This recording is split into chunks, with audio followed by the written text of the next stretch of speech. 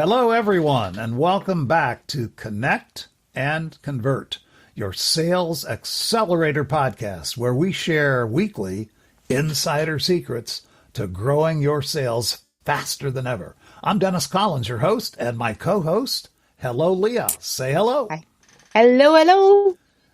Hi. I think you're going to love our topic today, Leah, because do you realize it's almost 4 years ago to the day as we record this that we were hit with COVID. Did you guys get hit pretty hard up in Canada there with COVID? COVID. That's a new word. You guys, maybe you didn't have it. No, I don't think there's anyone that doesn't have that word in their vocabulary. And we all learned a lot about a lot of things. Yeah. Well, we learned a lot about contagion, didn't we? About wear your mask, stay home when you feel sick, avoid crowds, stay 6 feet away, or in Canadian speak, 3 meters or something like that. I don't know what it is. 2 meters.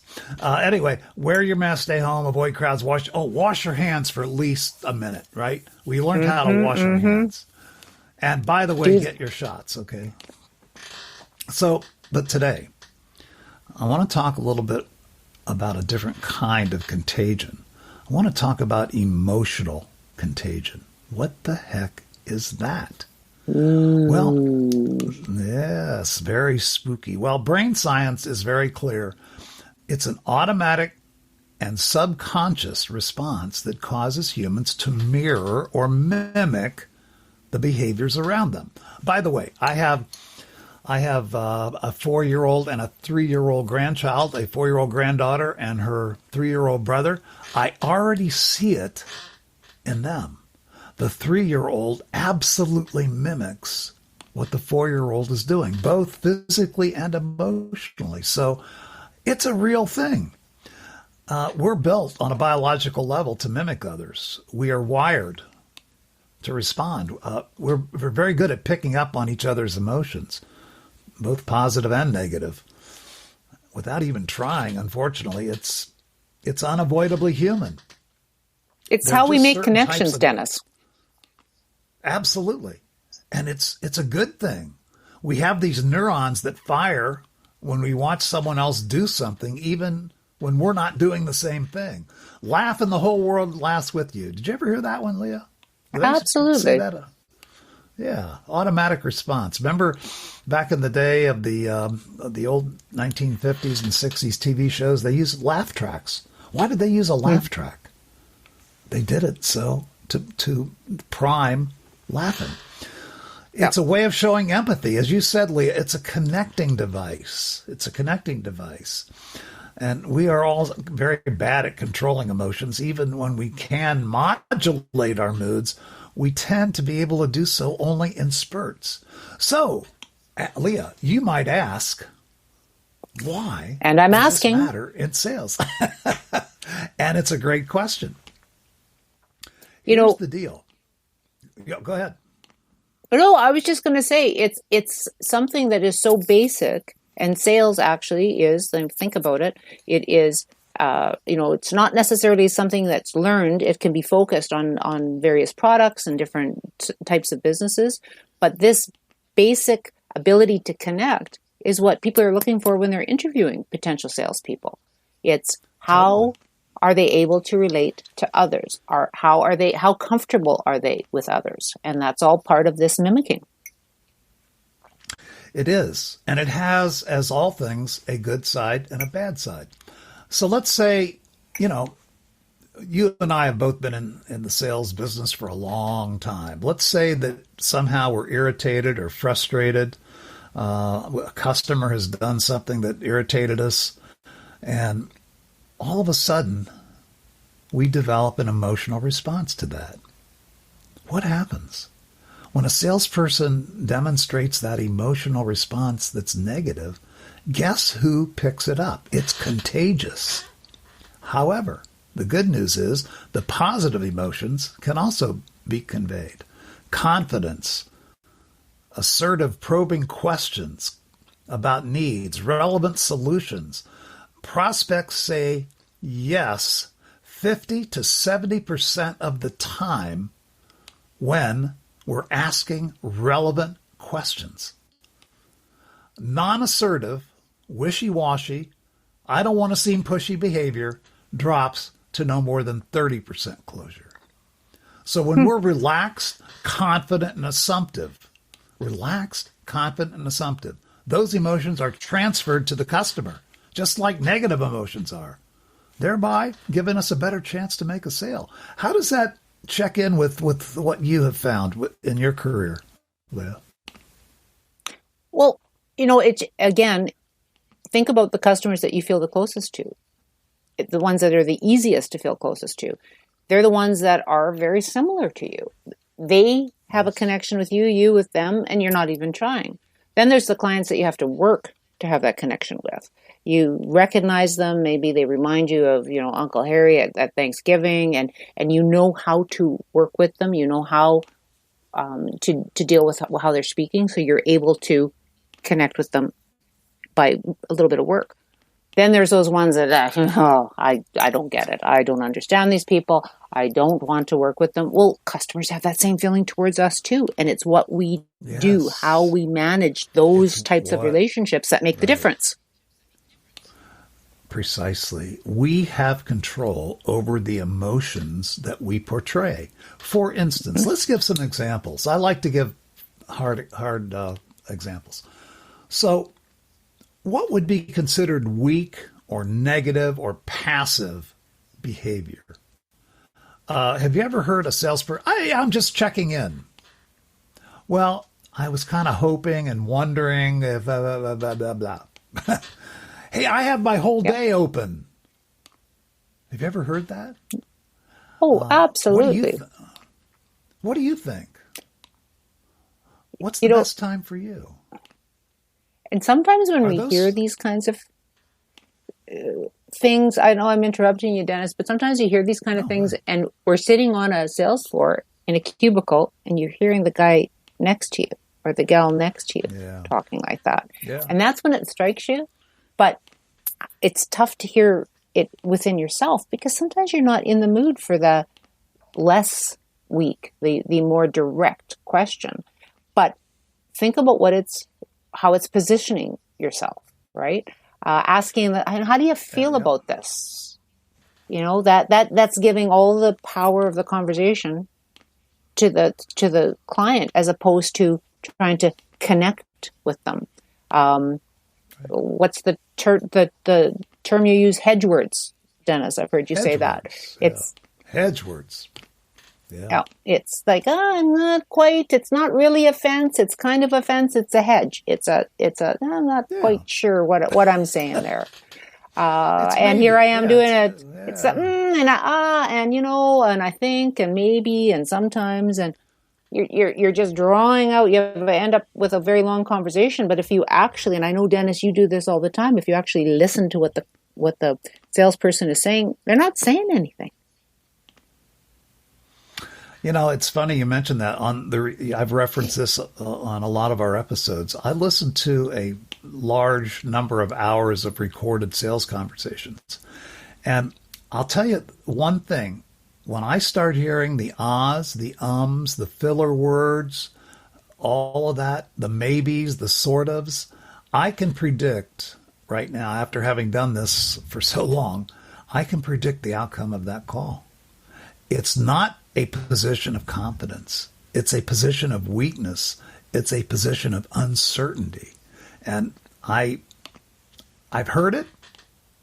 I can tell you for a fact, those less confident, those negative behaviors and words hurt.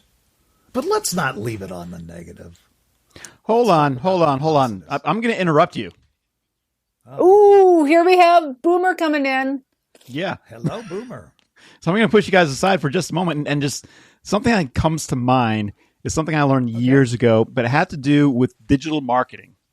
And what was always said is everything online is intangible, but the feelings are very real.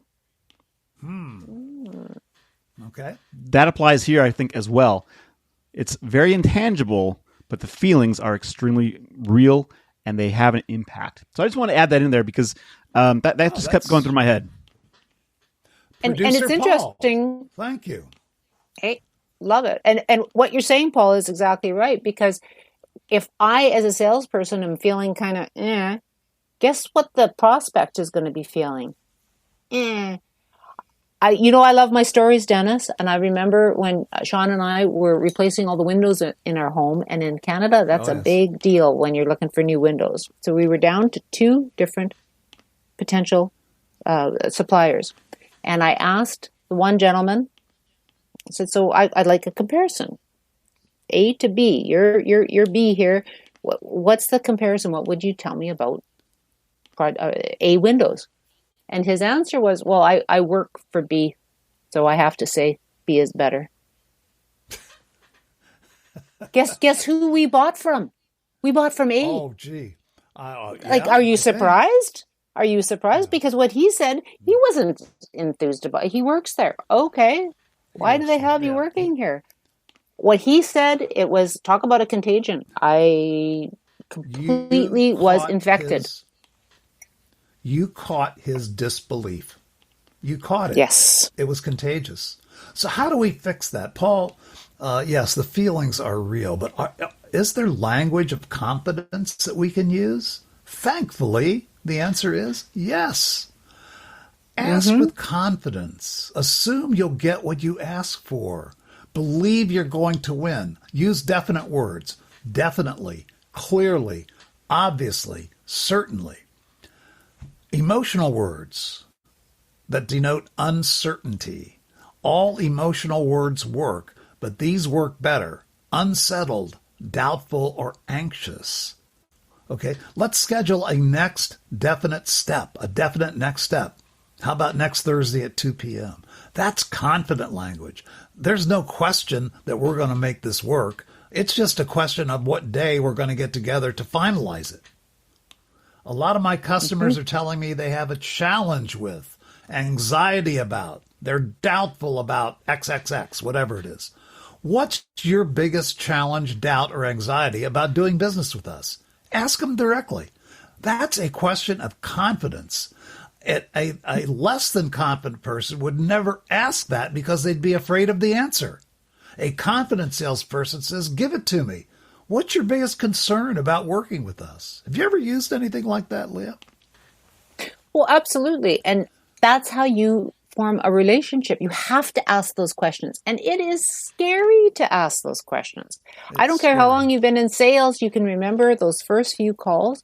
You don't want to know. You don't want to know who else they're talking to. You don't want to know that you're asking for too much money.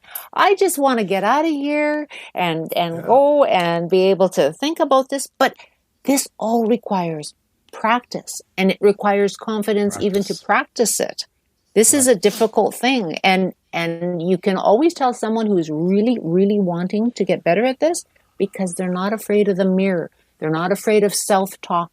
They're not afraid of making these kinds of words part of their repertoire, because if they're not, we will naturally go to what's more comfortable. And what's more comfortable is the passive way of speaking. Yep. Or, someone told me once, you can either be courageous or be comfortable. You can't be both. Courage is uncomfortable. Okay? Courage is uncomfortable. Courage is outside the comfort zone. Courage is outside the status quo.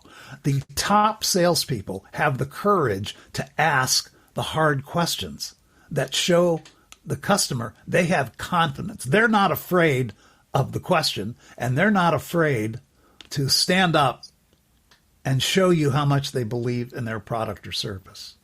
So asking those questions, what anxiety do you have about not coming up with the right solution? A lot of people look at 3, 4 bids, 6 bids, 100 bids. Why? Because they're afraid. Don't be afraid to ask them about that. Don't be afraid. Does that make sense? It's contagious.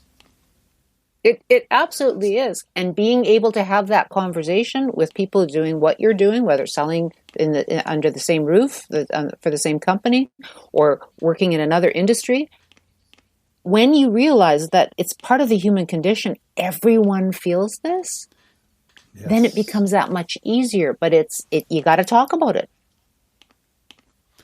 Well, a good segue. It's your turn, small business owners and sales managers.